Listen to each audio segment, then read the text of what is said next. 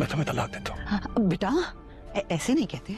हद ड्रामे में वही हुआ जो जीनिया चाहती थी। जीनिया चाहती थी कि दानिश मुझे तलाक दे दे, उसके बाद मैं वापस शहराम ऐसे के नहीं पास कहते। चली जाऊं। फिरोज और उस तलाक तलाक नहीं, तलाक ऐसे नहीं बोल। फिरोज और उसकी माँ हॉस्पिटल से घर चले जाते हैं और शांति हॉस्पिटल में ही रहती है। जैसे ही शहराम को होश आती है, वो अपने पापा से बोलता है कि शांति को घर छोड़ें। उसका पापा शांति को घर छोड़ने जाता है, लेकिन शांति थोड़ी सी कंफ्यूज होती है कि वो खुद ही घर आ रही है, उसको फिरोज ने नहीं लेने आया।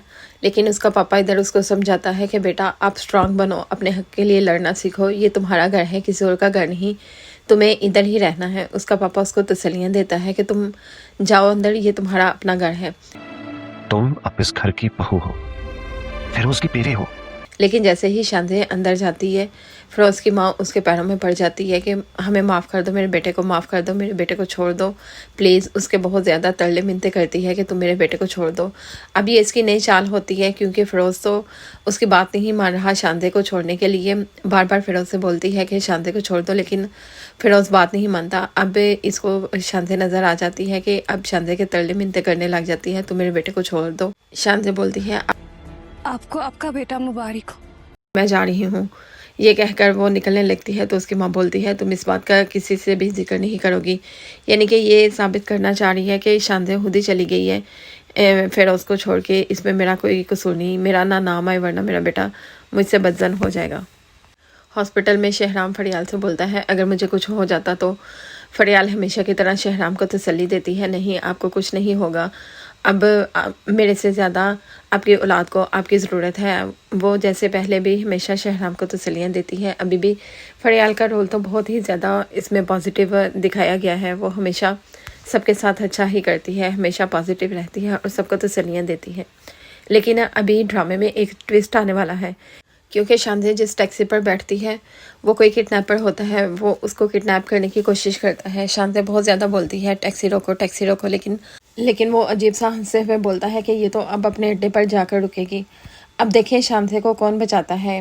कमेंट्स में तो बहुत ज़्यादा लोगों ने बोला हुआ है कि बस करें, हमारी हद खत्म हो गई। कुछ लोगों ने तो ये लिखा है कि अब हम इसको देखना ही बंद कर देंगे।